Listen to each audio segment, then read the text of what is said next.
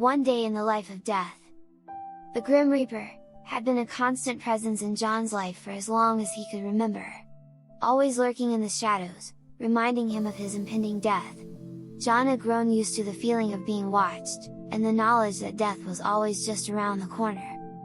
But on Valentine's Day, the Grim Reaper appeared to him in a way he had never experienced before. The Grim Reaper stood before him, tall and menacing, but with a hint of something else in his eyes. "John," the Grim Reaper said, "I have come to make you an offer." John was intrigued. "What kind of offer?" "I offer you the chance to temporarily escape death," the Grim Reaper said. "To take my place for one day and experience the joys and sorrows of the living." John was hesitant at first, but the thought of experiencing life in a new way was too tempting to resist. "I'll do it," he said. The Grim Reaper nodded, and John felt a strange sensation wash over him. Suddenly, he was no longer in his own body, but in the body of the Grim Reaper.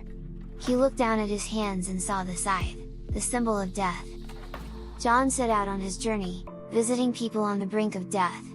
He saw the fear in their eyes, the sadness in their loved ones, and the acceptance in those who were ready to go. He was struck by the fragility of life, and the weight of the responsibility he had taken on. As the day went on, John began to see the world in a new light. He saw the beauty in the small things, the love in the faces of those around him, and the preciousness of every moment. He started to question the purpose and meaning of his own existence, and the role of death in the grand scheme of things.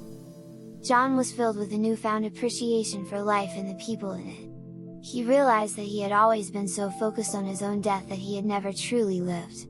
He vowed to make the most of the time he had left, and to make a positive impact on the world. But as the day came to an end, John knew that his time was up. He had to return to his own body, and his own life.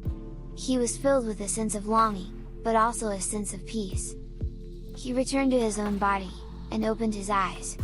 He felt the weight of the scythe disappear, and the feeling of being watched fade away. He looked around, and everything seemed brighter, more beautiful than before. He knew that he would never be the same. He had experienced a day in the life of death, and it had changed him forever.